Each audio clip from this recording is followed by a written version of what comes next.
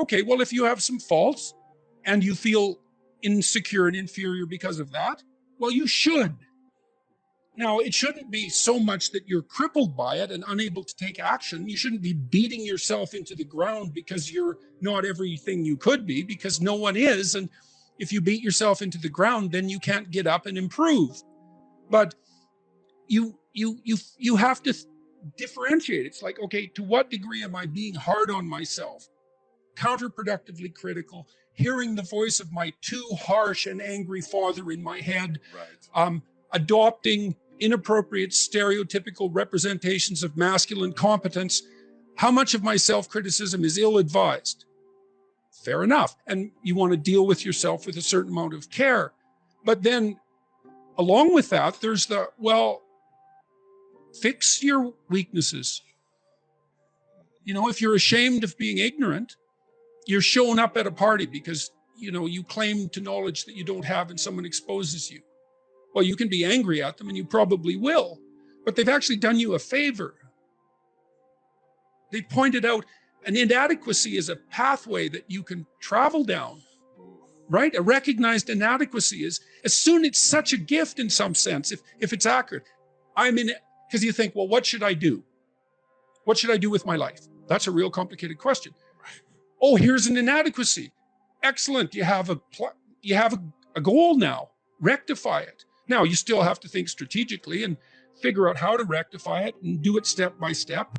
If you're angry about something in the world, well, you know, that's an indication that that's in some sense your problem, right? It's speaking to you in a moral sense. This shouldn't be that way. Well, maybe you're the person who should do something about it in some manner. Maybe it'll take your whole life to figure out how to do that. But it's bothering you for a reason. So the negative emotions can be a pathway to transformation. I'm not trying to romanticize them. They can crush you completely and leave you with nothing, right? For sure. And they can go badly astray. But shame, that's a good one. What am I ashamed of? Well, can you fix any of that? Because you might ask yourself, let's say you're so ashamed and so crushed that you're nihilistic and you can't see any hope for life. You're just done. You might think, well, what if I was less ashamed? Like, I'm not going to jump off the bridge today. I'm going to wait a year. I'm going to work on these things that I'm ashamed of.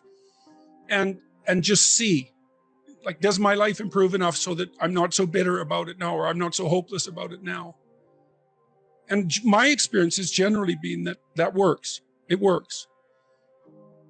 And then some of it's practical knowledge too. It's like you can get a really long way with very small changes, incremental changes, micro habit changes. So aim low. Don't have big goals or big transformations. Well, you can, but the problem with a big goal is that it's daunting enough so that it might paralyze you, and there's a high probability of failure. And so imagine that you're your own child. Okay, now imagine you love this child, and you would like him, we'll say him because it's you and I talking, to succeed. Now, you have an ideal for this child. You'd like him to grow up to be the best he can be, better than you. The best man he can be. That's what you want for your son, if the good part of you is talking. Yeah. You definitely want him to be better than you are, but you want him to be the best he could be, if your vision is unclouded. Okay, but then you offer him a goal. It's like, well, do this. Well, can he do it? Well, if he can do it without a second's thought, there's no challenge in it. There's no developmental impetus. It's not in the zone of proximal development. You want a goal that you can do, but that requires some improvement on your part. Because you want to attain the goal, that's satisfying, but then you want to make yourself into the thing that can attain goals. And so you want to push yourself. Yeah. You want to push yourself a bit far. Yeah. Yes. And there's an ample psychological literature that suggests that that's where maximal motivation is to be found. Interesting. So you're pursuing a goal, but you're also pursuing the goal of transforming yourself at the same time. You're doing both of those at the same time. I would say start where you can start. You know, if something announces itself to you, which is a strange way of thinking about it, as in need of repair, that you could repair, then hey, fix it.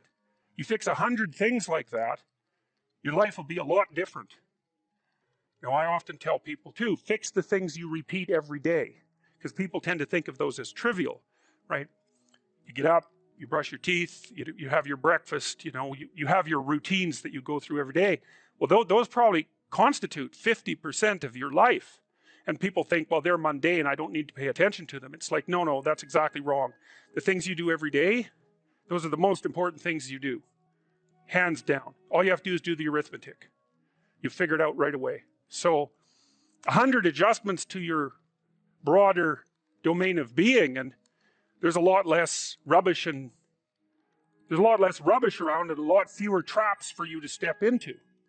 And so that's in keeping with Jung's idea about erasing once you've got your mind and your emotions together, and once you're acting that out, then you can extend what you're willing to consider yourself and start fixing up the things that are part of your broader extent.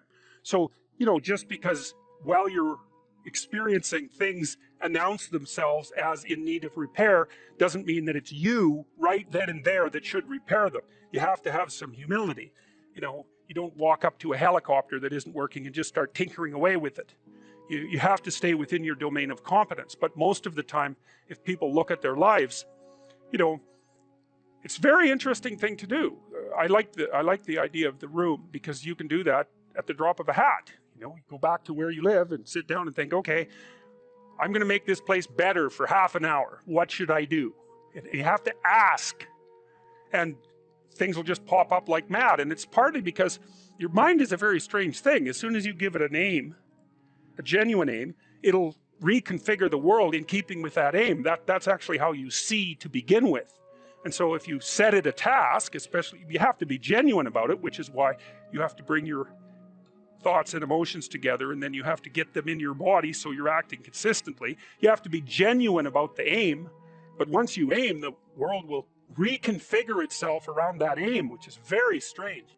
I would say that you have to rectify an inadequacy when it's clearly an impediment to your goal, or you have to shift goals. But if you're shifting goals because of an inadequacy related impediment, then you have to ask yourself, is your desire to shift the goal reliable, or are you just taking the easy way out?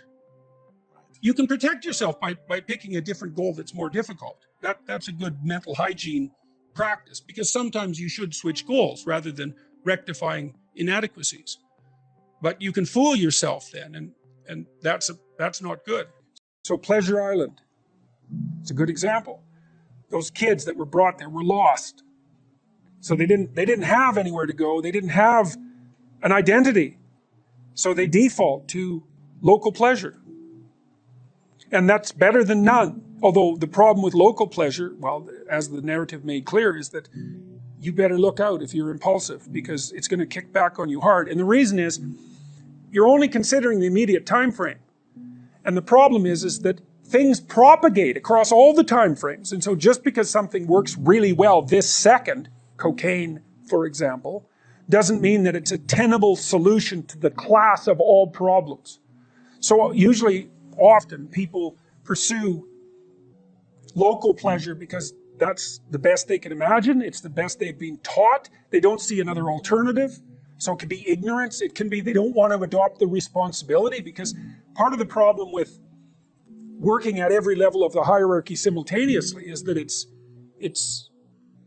like dancing to a very complex waltz, let's say. You have to be paying attention to a very large number of things simultaneously and doing things right. It requires responsibility. And so, it's a pain. It's a weight. Part of the reason people drink alcohol is to get rid of their responsibility. I mean, you hear people drink because they have problems. It's like, no.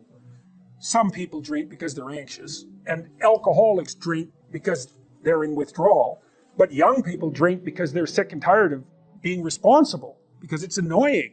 It's like, so I'll drink enough, I won't care about the medium to long-term consequences, because alcohol, that's exactly what alcohol does.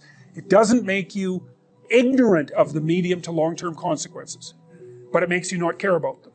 And partly it's because it dampens anxiety. So it dampens anxiety, leaves your positive emotion circuits intact, so then you can go out there and do stupid fun things. And that's a party, really. Let's go do stupid fun things. That's a party. But the medium to long-term consequences it's risky.